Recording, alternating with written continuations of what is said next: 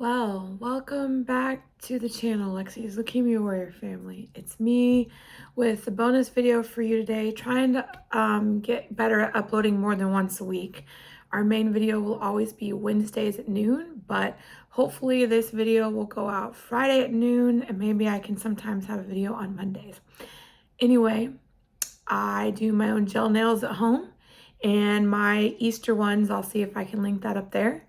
I scraped and soaked the last of them off. So it is time to swap out my gel nails.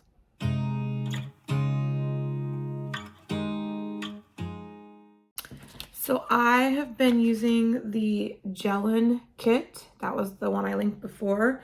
It came in a set of 36 on Walmart.com for $22.50. And that included the base coat, the top coat, and the shiny top coat that's wipe off, and then a no wipe matte top coat.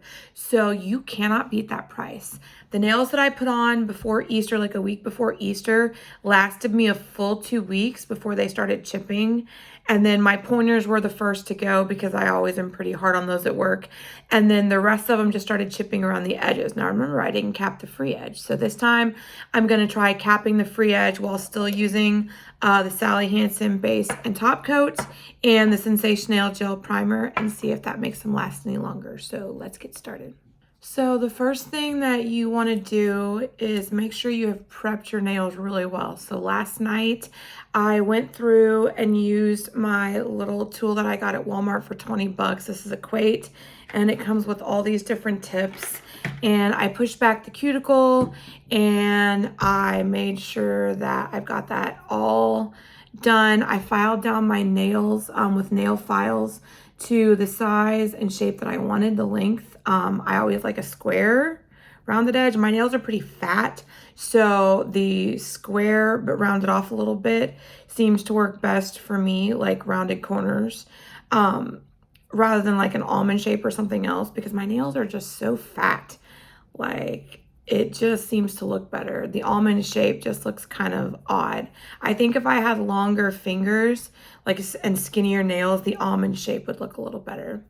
So once you are done with that and get all the nail dust off, which I did that last night, you want to make sure regardless when you get ready to start, you are going to clean these nails really well with an alcohol wipe, and you are going to make sure that they are fully dried off from cleaning them before you get ready to start. And then once you have cleaned them and they have dried, you can, if you choose, go in with some gel primer. Gel primer is supposed to help them lift off and not have to be soak off. So I try to do it a little dab just in the center of the nail, so that way I get the edges really secure, and then the center is just the primer.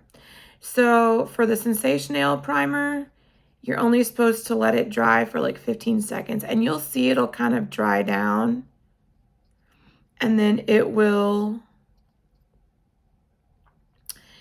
kind of look shiny, almost sticky, and that's what you want it to look like. So once you have done that, you are going to go in with your base coat. And again, I'm using the Sally Hansen base coat. And you want to follow the instructions for whichever system you're using. But I always like to cure mine for the full amount. Some say 30 seconds, some say 45, some say a minute. It also depends on if you have an LED lamp or if you have like one with the old style lights, like the UV. I have an LED lamp, so it doesn't take quite as long. So let me put the camera down so you can see what I'm doing. I always do my thumb first and then cure that first coat before I do the rest. I was capping the free edge and it was out of frame. Oops. After I did a thin base coat on my thumb, capping the free edge and curing, I went through and did the same from pointer to pinky. I always start in the center and push toward the cuticle and then drag it back to make a thin coat without actually touching the cuticle.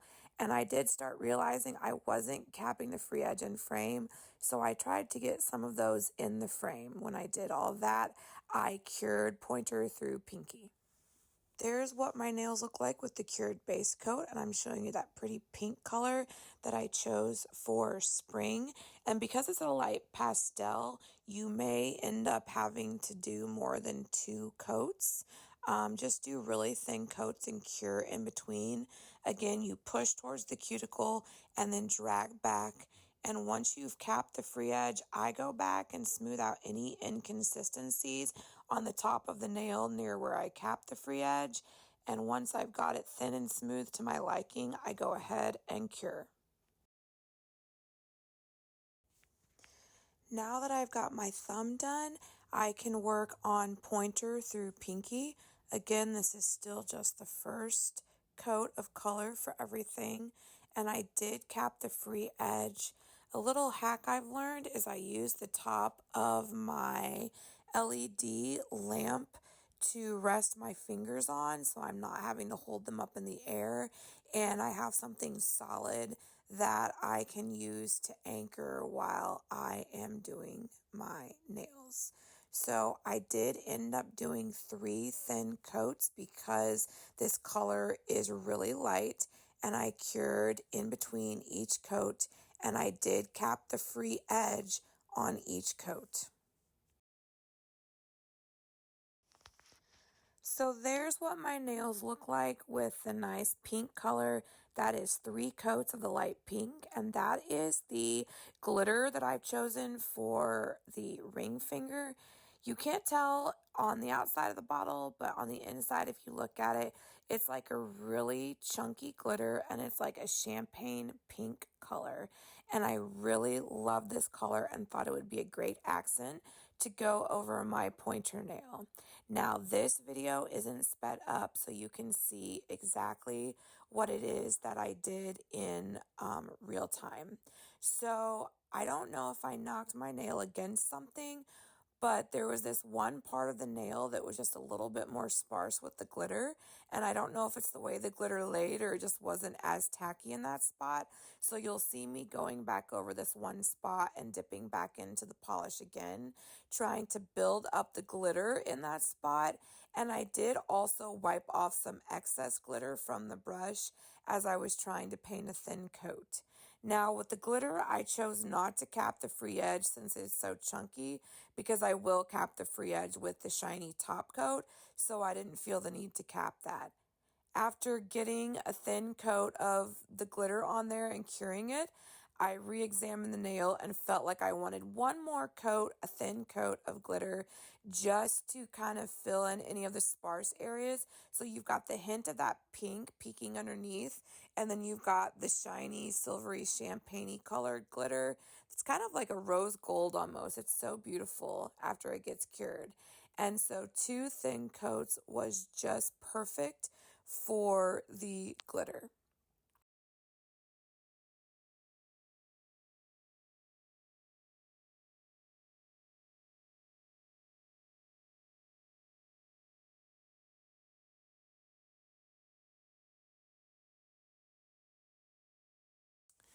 There is what the 2 thin coats of the glitter gel looked like. And now I'm starting with my thumb, and we'll do a thin coat of the Sally Hansen shiny top coat on all the nails, capping the free edge and curing. So my left side is all done. All I have to do is wipe off the tacky layer. If you were using Gellen's matte top coat, they say it's no wipe, but for the shiny top coat, you wipe it, and for the Sally Hansen shiny, the one I used, you wipe it. I did do this really pretty glitter on my ring finger. I'm gonna do that on both ring fingers, and I did cap the free edge, so we'll see if those help the little chips that happened around the edges. But I am so in love with this. The color, they don't really have names on their colors, they just have numbers. But this was definitely like a chunky pinkish like hue, like a champagne, like a rose gold type of color, which I thought would go perfect over this spring light pink color. And then they have another one that's like clear, that's more silver, but I think this one was best suited to pink. So if you're gonna do glitter, you could just do the straight up glitter by itself, but I always like to put a color underneath of it that's similar, so that way it kind of like encompasses the whole nail and turns it opaque. I did do 3 coats on this because it's a very light color. If it were a deeper color, you might only need 2. So I did 3 coats, plus then the ring finger got a 4th coat. So I absolutely love this. So sparkly, so pretty. Kind of matches my outfit. So I'm gonna do my right hand off camera, and then I'll be back to show you the final result for both of them. Well, I have both sides of my nails done. I absolutely love the sparkly ring finger.